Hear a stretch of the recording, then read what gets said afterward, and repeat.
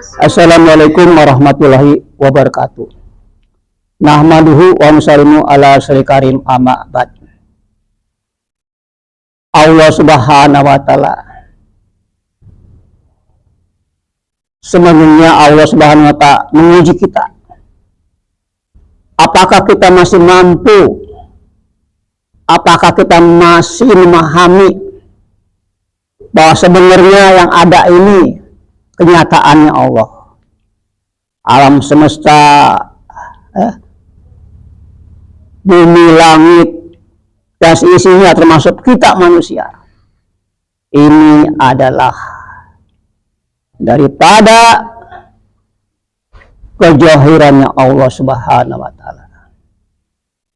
Karena Allah Subhanahu wa taala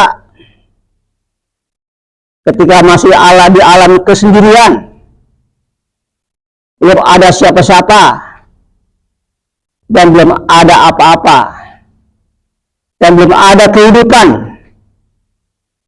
Allah Subhanahu wa taala telah mewujudkan satu hasrat keinginannya.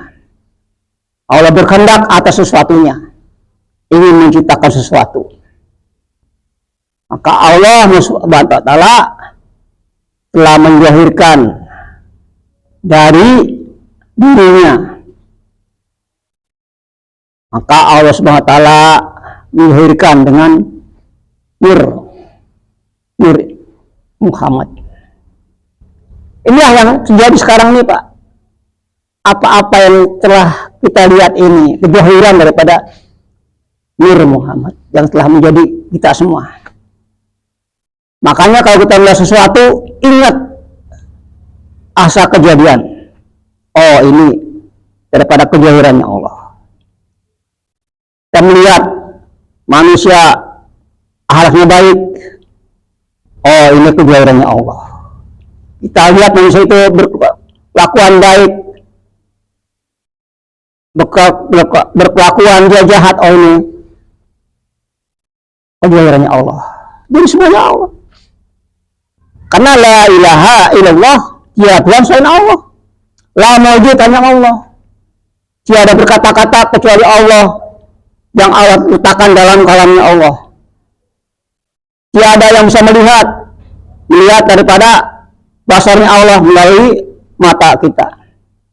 Tiada yang mendengar, hanya saminya Allah melalui telinga kita. Semuanya, Bang. Tiada yang bergerak daripada kodrat Allah melalui gerak kita. Tiada keinginan yang kita inginkan, hasrat kita, keinginan daripada ibadatnya Allah. Semuanya manusia ini ada dalam ketiadaan. Ada tapi yang tiada, Pak. Jadi kita ini tiada hakikatnya. Kalau kita merasa kita aku berwujud, aku yang bisa, aku melakukan, maka ini sudah mengambil sifat-sifat Allah yang wujud. Ini mengambil sifat Allah yang maha bisa. Ini mengambil sifat Allah yang maha berkuasa.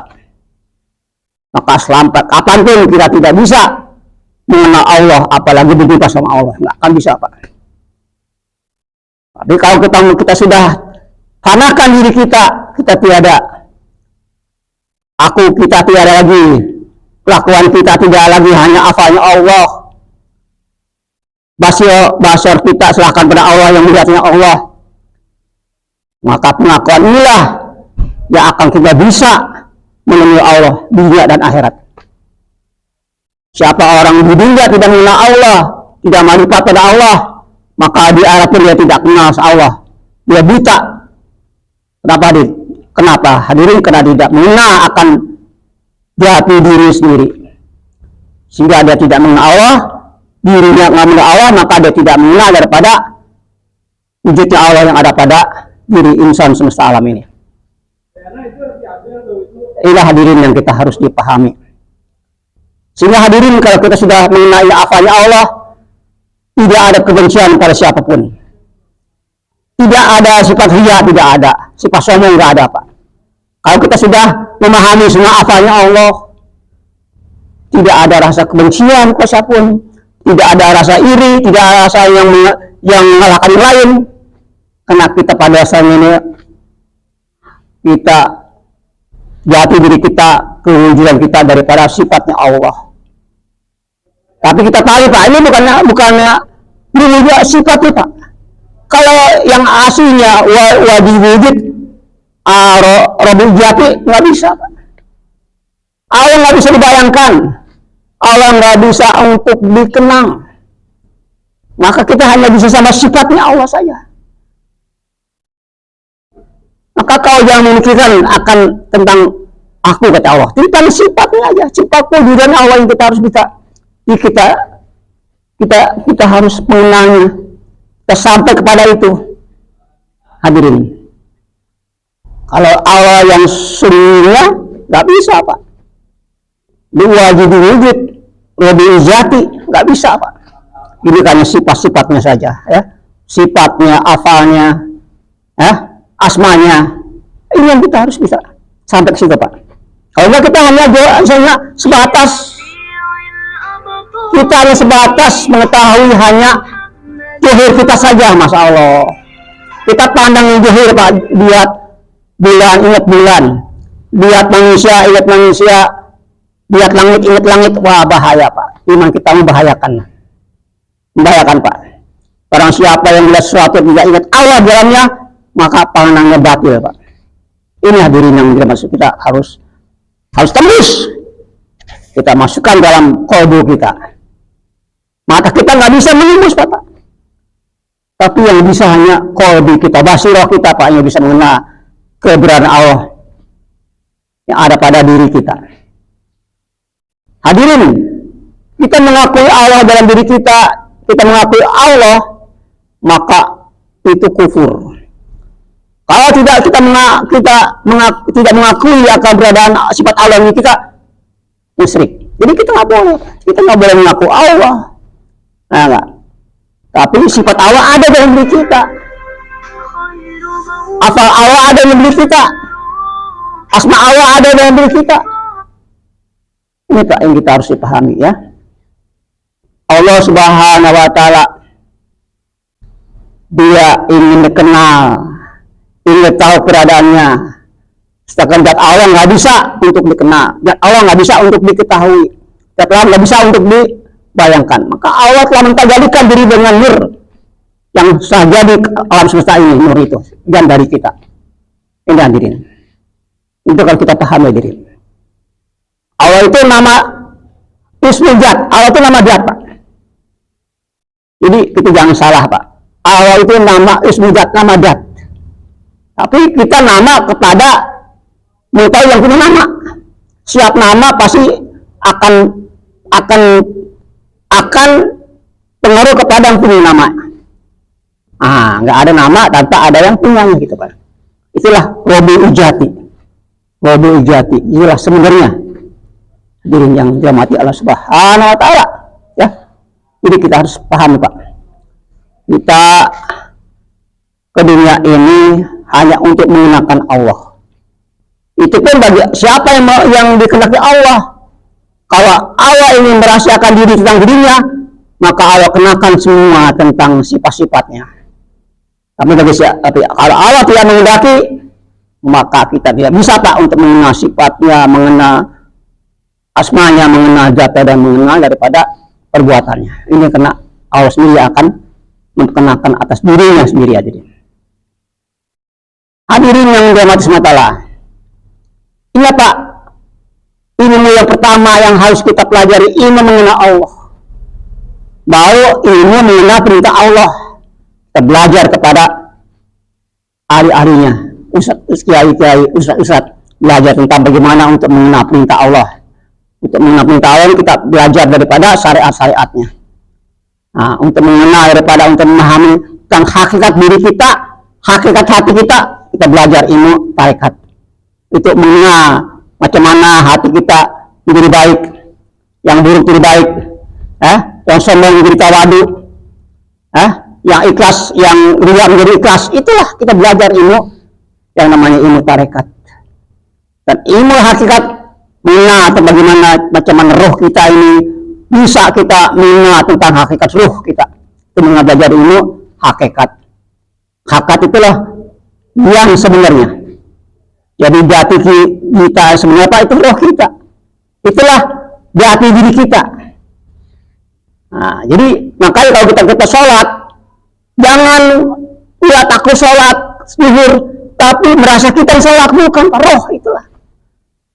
Yang menggerakkan kita roh, yang ibadah kita roh, yang sujud roh, yang ruku roh, yang ibadah roh.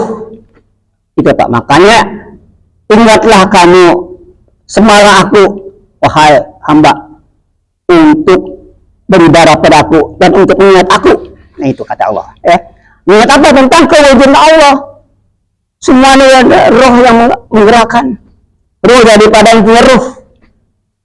Itu roh diijati. Ini hadirin yang kita harus pahami ya. Jadi kita harus paham Pak. Barang siapa orang yang tidak marifat kepada Allah, bagaimana mungkin dia bisa bertemu sama Allah nanti di akhirat? Di dunia saya nggak kena.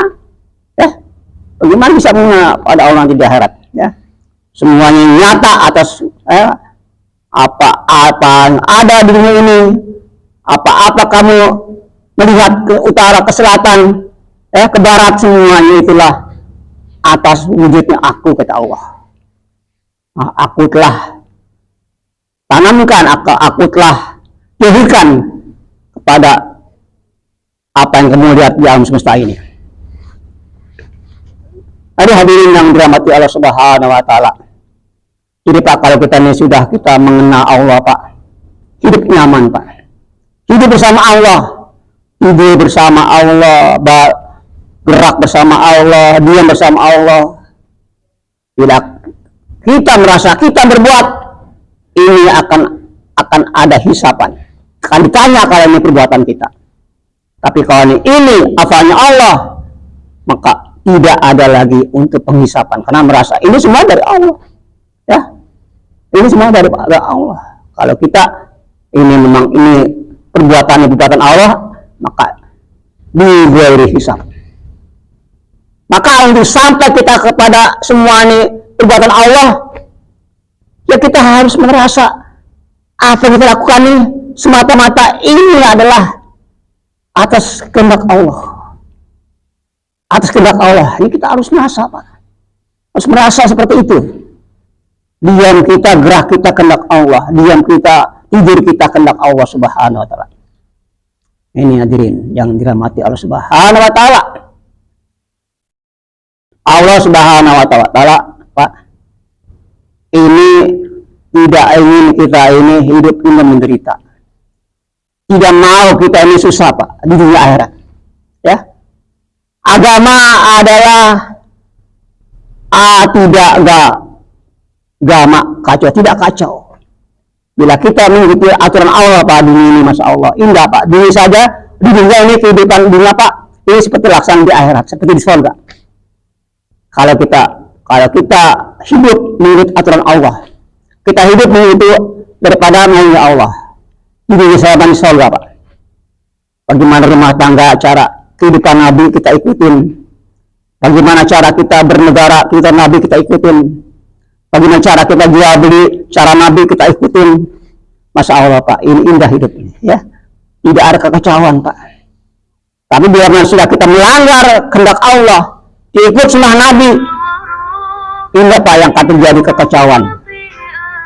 Kalau kita sudah tidak lagi ikut aturan Allah, kalau tidak kita mengikuti aturan kita sendiri, inilah yang tangka segala malapetaka, merasa kita yang berkehendak, maka terjadilah kekacauan Pak di dunia dan nanti di akhirat.